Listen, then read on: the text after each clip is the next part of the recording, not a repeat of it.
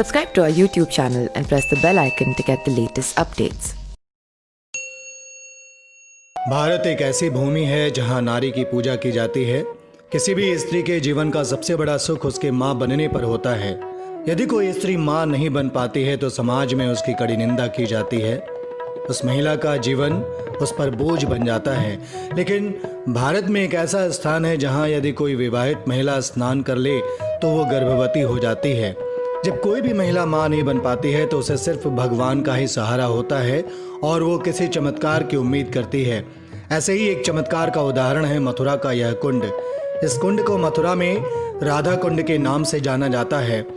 इसके बारे में कहा जाता है कि यदि कोई निसंतान दंपत्ति एक साथ मिलकर कार्तिक माह के कृष्ण पक्ष की अष्टमी को मध्य रात्रि में इस राधा कुंड में स्नान करते हैं तो उन्हें जल्द ही संतान की प्राप्ति होती है। भारतीय इतिहास में भगवान श्री कृष्ण को दुष्टों का अंत और धर्म की स्थापना करने वाले महापुरुष के रूप में जाना जाता है।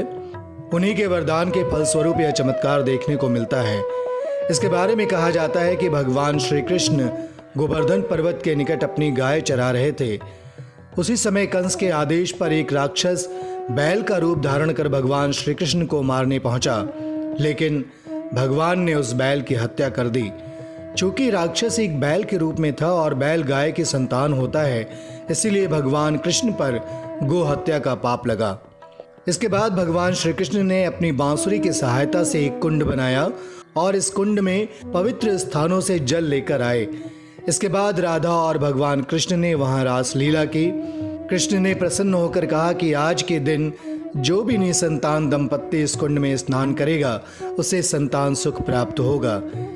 कहते हैं कि जिस दिन भगवान श्री कृष्ण ने राक्षस का वध किया था वो दिन कार्तिक माह के कृष्ण पक्ष की अष्टमी का दिन था। Subscribe to our YouTube channel and press the bell icon to get the latest updates.